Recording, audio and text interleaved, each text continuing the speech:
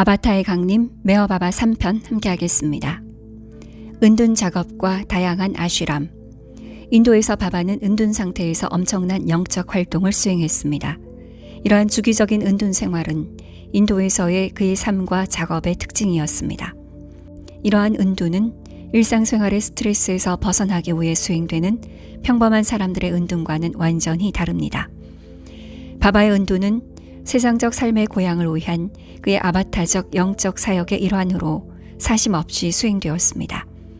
비록 우리가 이 사역의 외적 발현을 보았지만 수년 후에 전개되는 삶의 양식만이 그가 이 은둔 속에서 행한 사역의 결과를 드러낼 것입니다. 이따금 스위스에서 은둔 생활을 할 때처럼 메허바바는 자신의 작업의 목적을 밝히곤 했지만 일반적으로 그는 드문드문난 세부 사항만을 제공했습니다. 바바는 인도에서 그와 함께 살며 일할 다양한 서양인 러버들을 데려오고자 했으며 서양인을 위한 아쉬람을 세울 적절한 장소를 찾았습니다. 그는 항상 세계 정세를 염두에 두고 1935년 중반에 다음과 같이 말했습니다. 전 세계가 연루될 전쟁이 발생할 것이 분명합니다.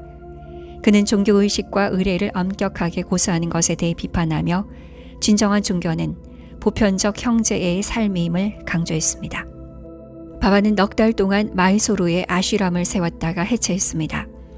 그는 새로운 서양 아쉬람의 부지로 나식을 선택했고 라후리에 또 다른 아쉬람을 세우기로 결정했습니다. 라후리 아쉬람에서 그는 하나님께 미친 자와 일반 광인 모두와 함께 작업하기 위한 시설을 마련했습니다. 바바는 하나님께 미친 자를 묘사하고 그들의 상태를 평범한 광기와 구별하기 위해 머스트라는 용어를 사용했습니다. 일반적인 광기는 정신병리학적이며 일상생활의 요구에 대처할 수 없기 때문에 마음이 비극적인 쇠약을 겪을 때 발생합니다. 하나님께 미친 자는 보통 의식의 물질적 경지와 하나님 의식의 7번째 또는 실제적 경지 사이에 있는 의식의 내적 경지 중 하나의 의식 상태를 거의 항상 경험하는 영적으로 진보된 영혼입니다. 모든 영적 열망자들은 하나님과의 합일의 길에서 이 경지들을 가로질러야 합니다. 영적 스승의 지도 아래 경지들을 통과할 수 있을 만큼 운이 좋은 열망자들은 소위 베일 밑에서 여행을 할 수 있습니다. 그래서 그들의 의식은 내적 경지 중 하나에 위치하지만 그들은 세계에서 기능할 수 있도록 물질적 의식을 누립니다. 다른 열망자들은 내면의 갈망으로 하나님을 찾으며 홀로 여정을 시작합니다. 이러한 영혼들은 종종 내면의 경지에 도취되어 길을 잃습니다. 이것은 매우 즐거운 생각, 느낌 및 에너지를 제공할 수 있으며 영혼이 영적인 길에서 꾸준히 발전하는 것을 방해합니다. 메허바바는 이러한 머스트들과 함께 광범위하게 작업했으며 아바타나 완전한 스승만이 그들의 여정에서 그들을 도울 방법을 알고 있다고 말했습니다. 라후리 아쉬람은 1936년 8월에 문을 열었습니다.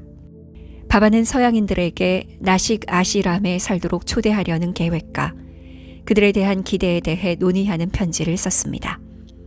1936년 10월 20일 그는 카라치를 거쳐 이라크 바그다드로 여행을 갔습니다. 터키를 여행한 후 그는 기차를 타고 파리로 간 다음 1936년 11월 4일 런던에 도착했습니다. 그는 다른 방문 때보다 새로운 사람들을 만나는데 관심이 적은 것 같았고 그의 영향력을 전파하는 것에 대한 러버의 염려에 대해 다음과 같이 말했습니다. 때가 무르익고 내가 원할 때 온 세상을 내게로 끌어당길 것입니다. 바바의 언급은 오직 하나님만이 신성한 사랑을 깨울 수 있으며 신성한 사랑은 인간이 스스로의 노력으로 켜고 끌 수 없음을 우리에게 상기시켜 줍니다. 하나님의 일은 그것만의 때가 있습니다. 바바는 스위스와 프랑스에서 추종자들과 함께 작업한 후 1936년 11월 12일에 인도로 돌아왔습니다. 그곳에서 그는 실천적인 영성을 서양인에게 가르치고 싶다고 말했습니다. 그는 12월에 인도를 방문하는 여러 서양인 러버들의 그룹을 환영했습니다. 그는 그들이 나식 아쉬람에 분부를 두고 자신은 라홀이 아슈람에 본부를 둘 것이라고 그들에게 설명했습니다. 1937년 1월 2일부터 시작하여 나식 아슈람에는 15명의 서양인이 거주하였습니다. 그는 그들에게 일상생활에서 그를 위해 모든 일을 하라고 요청했고 그들에게 다음과 같이 말했습니다. 이것은 한마디로 말해서 베단타와 기독교 철학입니다. 매우 쉬우면서도 매우 어렵습니다. 서양인들은 강한 성격과 강한 자아를 가지고 있었고 그들은 아슈람에서 일상생활의 모든 세부 사항에 대한 갈등을 빠르게 경험했습니다. 바바 자신이 서양인들에게 영적 방식으로 갈등을 다루도록 가르치기 위해 의도적으로 이러한 갈등 중 일부를 일으켰습니다. 무엇보다도 그는 아슈람 거주자들 사이의 조화를 원했습니다. 그는 그들이 조화롭게 함께 살 수 없다면 그들과 함께 일을 계속할 수 없다고 말했습니다. 그는 그들에게 생각하라고 말했습니다. 나는 바바를 위해 여기 있고 바바는 무엇보다 조화를 원합니다. 그는 크게 가슴을 열고 항복하라는 것을 강조했습니다. 바바는 라홀이 아슈람을 버리고 대부분의 사람들과 활동을 메헤라바드로 재배치하기로 결정했습니다. 그러나 그는 또한 메헤라바드 아슈람이 대부분의 서양인에게 적합하지 않다고 느꼈고 그는 나식 아슈람을 끝내기로 결정했습니다. 그래서 그는 서양인들을 고향으로 보내기 시작했습니다. 나식 아슈람은 그 목적을 달성했고 아바타는 사랑, 조화 및 순종의 전형적인 교훈을 가르쳤습니다. 바바는 1937년 7월 31일 인도를 떠나 프랑스로 갔습니다. 그곳에서 그는 선별된 서양 제자 그룹과 집중적으로 작업했습니다. 이 서양인 중 몇몇은 향후 30년 동안 그의 사역에서 중요한 역할을 했으며 소수는 인도에서 거주하는 제자들로서 그와 함께 살게 되었습니다. 그는 또한 그의 인도 제자들에게 하나님께 미친 자를 위한 아슈람에서 모하메드라는 이름의 머스트 한 명을 데려오라고 요청했고 메어바바는 프랑스에서 이 특별한 머스트와 함께 작업한 다음 1937년 11월 3일 프랑스를 떠날 때 그 머스트를 인도로 다시 돌려보냈습니다. 인도로 돌아온 직후에 그는 몇몇 서양 여성들에게 메어라바드에서 거주하는 제자로 살 것을 요청했습니다. 바바는 머스트들과 함께 그의 작업을 계속했고 그들 중 다수는 메어라바드에 살고 있었습니다. 그 작업의 일환으로 그는 머스트들이 연극에서 연습하고 공연하기를 원했습니다. 1938년 9월 25일 머스트들은 힌두교 왕 고피찬드에 관한 연극에서 공연을 했고 그들은 바바의 사랑스러운 감독 아래 대사를 암기하고 암송하는 데 놀라울 정도로 능숙했습니다. 인도의 블루버스 여행. 바바는 그의 사역의 일환으로 남녀 제자들을 동반하고 인도 전역을 여행하고자 했습니다. 그 목적을 위해 그는 파란색 버스의 제조를 명하였고 이 버스는 여러 여행에서 광범위하게 사용되었습니다. 서양 여성 중 한 명이 이 여행에서 많은 운전을 했습니다. 블루버스를 이용한 바바의 초기 여행에서 그는 제자들을 자발푸르, 사르나트, 델리, 마투라, 아지메르, 자이푸르 및 기타 인도 도시로 데려갔습니다. 1939년 5월 15일 바바는 자발푸르에서 메어라바드로 돌아가기로 결정했습니다. 이 기간 동안 그는 머스트와 작업을 계속하였고 또한 순례자들이 그에 대해 배울 수 있도록 인도의 영적 센터를 설립하는 것에 대해 제자들과 의논을 계속했습니다. 그는 또한 서양 여성들을 훈련시키는데 특별한 관심을 기울였고 그 훈련은 기분과 분노를 통제하고 그의 지시에 따른 화합과 순종에 대한 것이었습니다. 1939년 8월에 바바는 인도 남부의 방갈로레로 본부를 이전했습니다. 마이소르주의 주지사는 방갈로레에서 약 22마일 떨어진 바일라망갈라의 토지를 주겠다고 제안했고 바바는 그의 영적 센터의 장소를 위해 제안을 수락했습니다. 그런 다음 바바는 당시 메헤라바드에 살고 있던 많은 사람들에게 방갈로레로 이주하도록 요청했습니다. 메어바바 센터를 바이라망갈라에 설립하는 것에 대해 격렬한 반대가 있었고 그는 이러한 유형의 반대가 그의 사역에 필수적이라고 암시했습니다. 방갈로레 지역에서의 반대는 마하라슈트라의 많은 사람이 메어바바에 대한 격렬한 반대를 일으켰습니다. 반대는 시대를 통틀어 아바타 사역의 특징입니다. 1940년 2월 16일 바바는 센터를 건설할 기술회사와의 계약을 종결시켰습니다. 그는 그의 센터가 그의 제자들에 의해 지어질 것이라고 말했습니다. 그는 계속해서 제자들을 훈련시켰고 머스트와 열심히 작업했습니다. 그는 유럽과 아시아에서 벌어지고 있는 세계대전에 대해 자주 언급하고 다음과 같이 말했습니다. 전쟁은 필수적입니다. 이 모든 파괴는 세상의 더러운 것을 정화하고 불결한 것을 깨끗이 하여 새로운 질서가 세워질 수 있도록 할 것입니다. 제2차 세계대전, 머스트와의 작업 및 미국의 영적 센터. 1940년 4월 1일 메어 바바는 방갈로레를 떠나 인도 전역을 여행했습니다. 그의 캐러밴은 블루버스와 세대 자동차를 사용하였고 1000마일 이상을 달렸습니다. 그는 그의 제자들을 강도 높게 훈련시켰고 머스트와 함께 그의 작업을 지속했습니다. 그의 여행 동안 그들 중 많은 사람과 접촉하기 위해 공동의 노력을 기울였습니다. 1940년 5월 메허바바는 메허라바드로 돌아왔고 그곳에서 방갈로레에 살고 있던 많은 제자 및 머스트들과 합류했습니다. 그는 현재의 전쟁에 대해 계속 언급하면서 다음과 같이 말했습니다. 종교는 가야 하고 하나님은 와야 합니다. 확실히. 명백히 전쟁은 인류를 하나님 길에서 벗어나게 하는 뿌리 깊은 잘못된 행동 패턴을 파괴하기 위해 필요했으며 조직화된 종교는 그러한 잘못된 패턴의 일부입니다. 바바는 전쟁의 영적 측면에 대한 많은 공개 성명을 발표했습니다. 어떤 사람들은 전쟁의 영적인 면이 있다는 사실에 놀라거나 충격을 받을 수도 있습니다. 바바가 말했듯이 참으로 무슨 일이 일어나든 그것은 하나님의 뜻에 따라 일어납니다.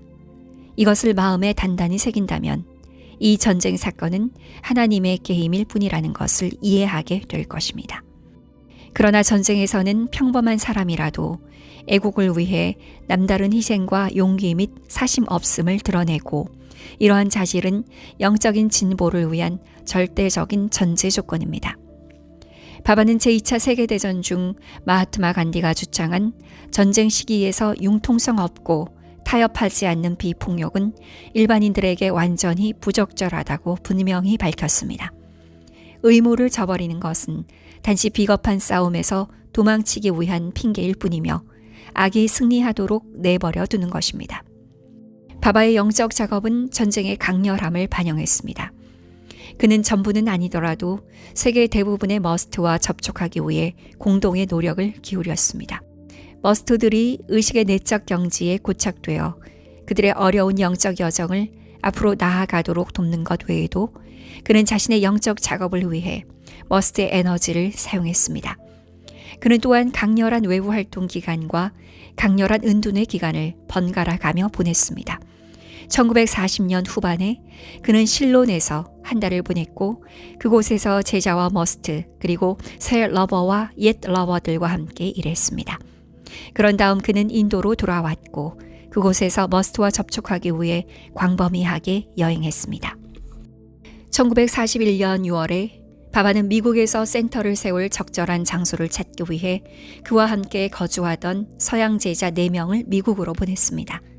한때 방갈로레 근처에 계획되었던 영적 센터는 결코 지어지지 않았습니다.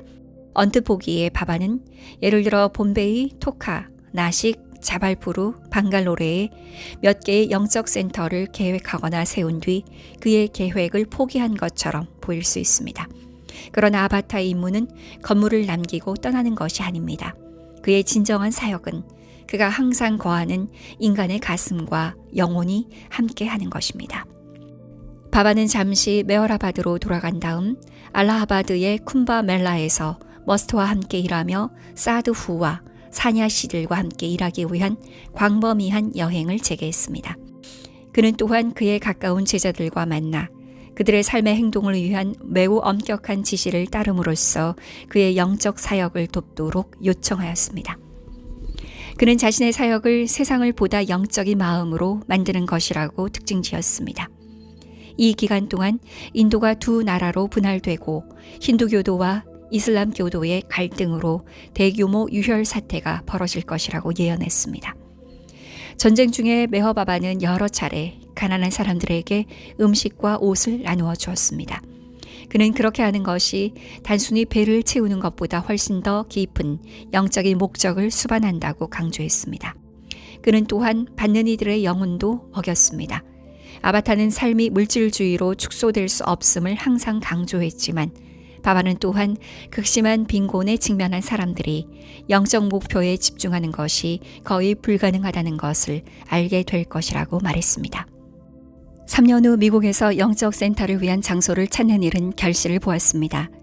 가까운 미국인 제자가 바바에게 그녀의 아버지가 그녀에게 증여한 사우스 캐롤라이나주 머틀비치에 있는 부동산이 영적 센터를 위한 바바의 기준에 부합된다고 편지를 썼고 바바는 그 목적을 위해 그녀 아버지의 선물을 받아들이라고 조언했습니다. 오늘날 그 부지는 메어 영적 센터의 본거지이며 센터의 영적 분위기를 즐기고자 하는 메허바바의 러버들과 단순히 메허바바에 대해 알고 싶어하는 관심 있는 사람들에게 개방되어 있습니다. 바바는 제2차 세계대전 내내 인도 아대륙에서 보냈습니다. 인도와 파키스탄은 1947년까지 분할되지 않았습니다. 그는 감소하지 않고 그의 작업의 격렬한 속도를 계속했고 전쟁의 진행 상황을 예리하게 인식했습니다. 그는 은둔 속에서 내적 작업을 수행한 다음 머스트 및 사드후들과 접촉하며 맹렬한 속도로 인도를 여행했습니다. 그는 알라하바드의 쿰바멜라에서 7,000명이 넘는 사드후들과 접촉했습니다. 그가 파르시 부모에게서 태어난 이후로 파르시 공동체를 돕기 위해서만 태어났느냐는 질문에 바바는 다음과 같이 대답했습니다. 아니요, 이제 나는 모두를 위해 존재합니다. 이 시기에 나는 단 하나의 가르침으로 모든 이들을 위한 유일자입니다. 이 가르침이 무엇일까요? 나를 사랑하세요. 기도도 명상도 없이 오직 나를 사랑하세요.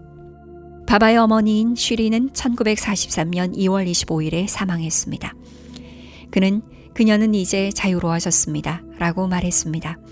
바바는 그 후 일정 기간 동안 은둔 생활을 하다가 1943년 3월에 숄라푸르에서 대중적 다르샨을 주었습니다.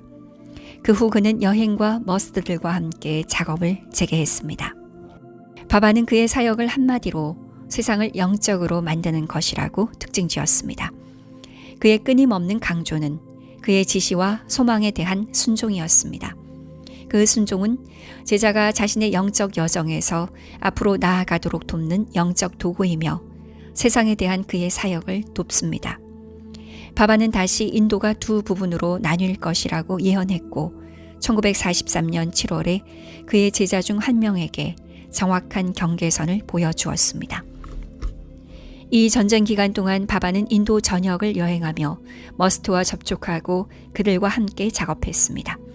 우리는 머스트와 함께한 그의 내적 작업이 무엇으로 구성되었는지에 대한 세부 사항이 거의 없습니다. 이 기간 동안 바바는 인도의 여러 도시에서 가난한 사람들에게 음식을 제공하기도 했습니다. 그가 했던 모든 것과 마찬가지로 영구적인 사회 프로그램을 세우는 것보다 가난한 사람들과 함께하는 일에 영적인 측면에 중점을 두었습니다. 1944년 4월 메허바바는 자신의 거주지를 아마드나가르 북동쪽에 있는 작은 마을인 핀팔가온으로 옮겼습니다. 메허라바드는 활발한 영적 공동체로 남아있었고 아바타의 무덤이 있는 장소이자 앞으로 수세기 동안 순례의 장소로 남아있었습니다. 메허라바드로부터 약 24km 떨어져 있는 바바의 집인 메허라자드는 오늘날까지 계속해서 바바의 제자들이 거주하는 곳입니다. 1944년 7월 13일 메허바바는 서양 제자들에게 전보를 보내 사우스캐롤라이나주 머틀비치에 영적 센터를 짓겠다는 그들의 계획을 승인하고 다음과 같이 말했습니다. 나의 모든 러버는 머틀비치를 모두를 위한 하나의 영적 거처로 만들기 위해 협력해야 합니다. 1944년 11월 11일 바바는 거의 3만 명의 사람들에게 다르샨을 주었고 그가 새로운 종교를 세우기 위해 오지 않았음을 다시 한번 분명히 밝혔습니다. 그러므로 나는 새로운 종교를 창시하는 데 관심이 없습니다. 세계는 이미 교리와 신념에 기초한 무수한 종파로 나뉘어져 있습니다. 나는 사람들에게 또 다른 세상을 주러 온 것이 아니라 세상의 무한한 진리를 전하기 위해 온 것입니다. 세상은 각성이 필요하며 단순한 언어적 가르침은 필요치 않습니다. 세상은 기계화되고 화려한 형태의 피상성이 아니라 신성한 삶의 자유와 도량이 필요합니다. 세상은 권력의 과시가 아닌 사랑을 필요로 합니다. 제2차 세계대전이 끝난 후 바바는 머스트들과 함께 그의 강렬한 작업을 계속했습니다. 바우칼추리는 메어바바에 친숙하지 않은 독자들에게 틀림없이 이상하게 보일 이 작업의 풍미를 간략하게 요약합니다. 바바의 머스트 추적은 결코 쉬운 일이 아니었습니다. 그는 휴일을 취하지 않았습니다. 그는 휴식을 취하는 동안에도 항상 일했습니다. 머스트를 찾아 떠나는 그의 여정은 불편함으로 가득 차 있었습니다. 여행의 불편함과 길가에서 간신히 먹을 수 있는 음식을 먹고 잠을 거의 자지 못했습니다. 인도는 열대의 태양과 비가 내리기 때문에 여행하기에 쾌적한 나라가 아닙니다. 오지와 외딴 마을로 가는 길은 거칠고 종종 황소수레, 말 통과나 도보 외에는 통행할 수 없는 경우가 많습니다. 그러나 바바는 자신이나 이 작업과 관련된 만달리를 결코 관대하게 다루지 않았습니다. 그의 머스트 작업이 가장 중요했으며 자신과 다른 사람의 편안함보다 우선시했습니다.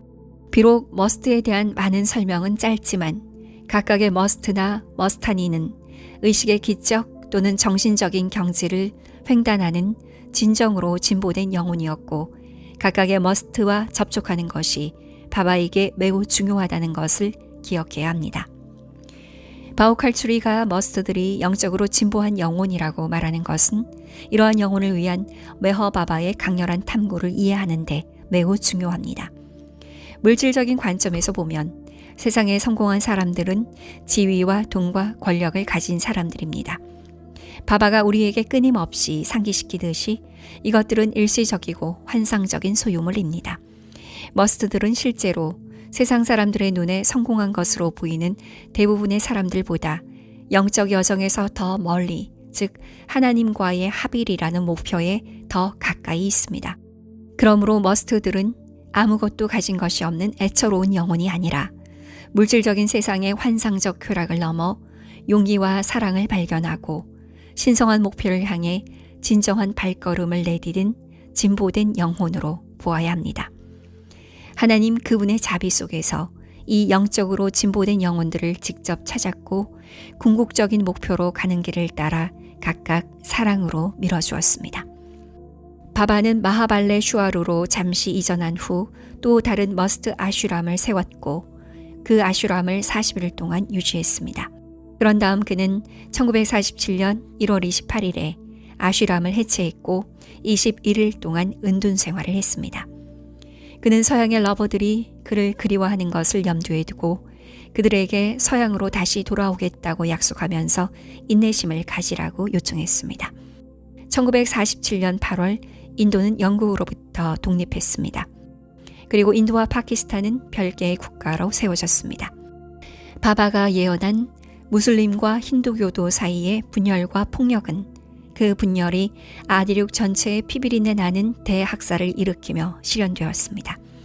인도 역사상 이 긴박한 시기에 바바는 그의 빡빡한 일정에서 물러서지 않았습니다.